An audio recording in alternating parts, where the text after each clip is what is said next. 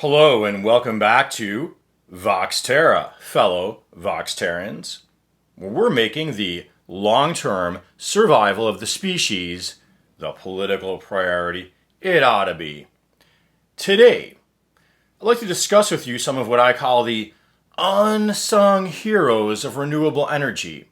But first, let me harken back to an earlier video. Harken back. Denial industry tactic number 4. Discredit solutions. In that video, I talked about some of the pushback against wind and solar. One of the claims, well, the sun ain't always shining and the wind ain't always blowing.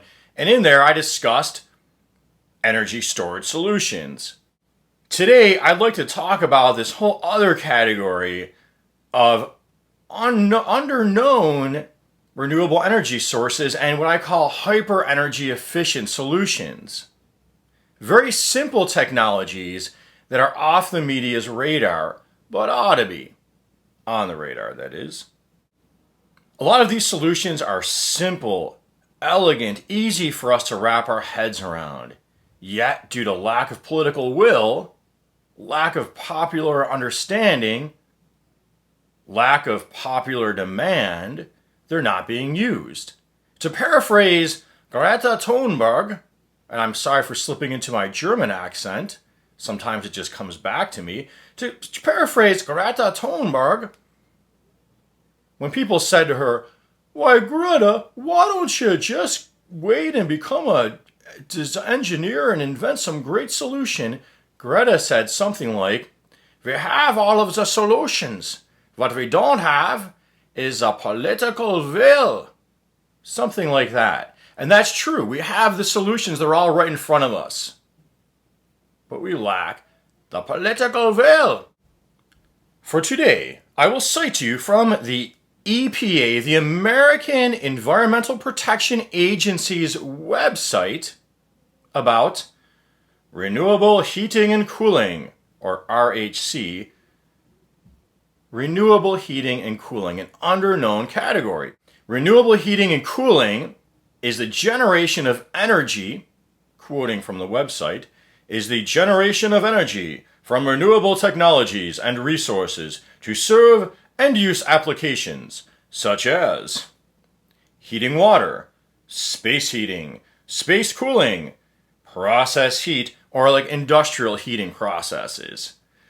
This can be further broken down into categories. Passive solar, or just like gathering of solar energy, storing it in the form of maybe a liquid, and then distributing it throughout the building as needed. And another one employs geothermal, or digging into the earth for its stable temperatures. And a third category discussed at the Department of Energy, and I'll link to these sites for you, are the use of heat pumps. And these are all intertwined, but we should know about them as we want to usher in a better, greener, less polluting economy. Start with solar. Now, not solar voltaics where we're gathering electricity, but rather, from the EPA website on renewable heating and cooling, solar thermal technologies absorb the heat of the sun and transfer it to useful applications, such as heating buildings or water. There are several major types of solar thermal technologies in use.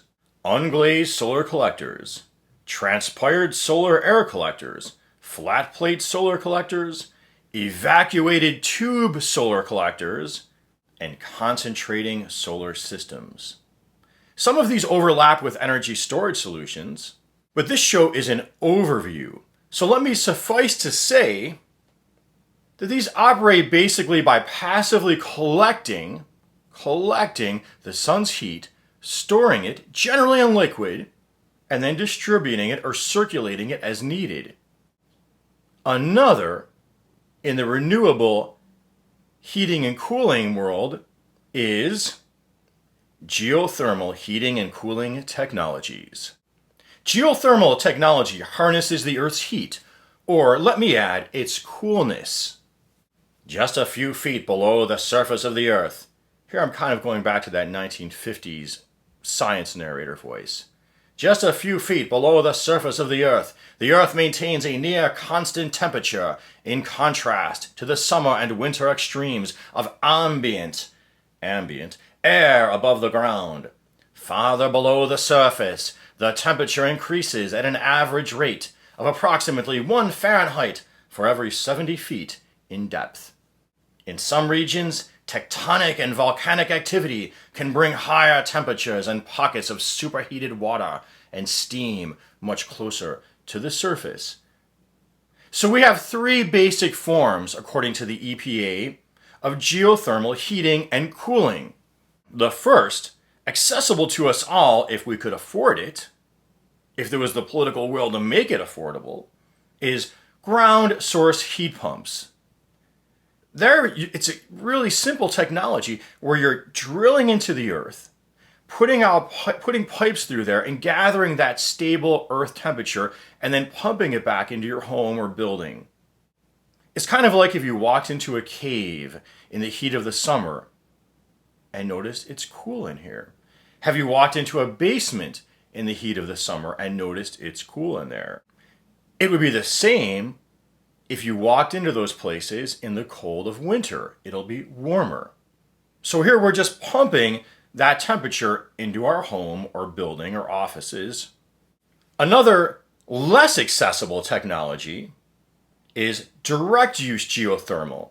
Direct use geothermal systems use groundwater that is heated by natural geological processes below the Earth's surface.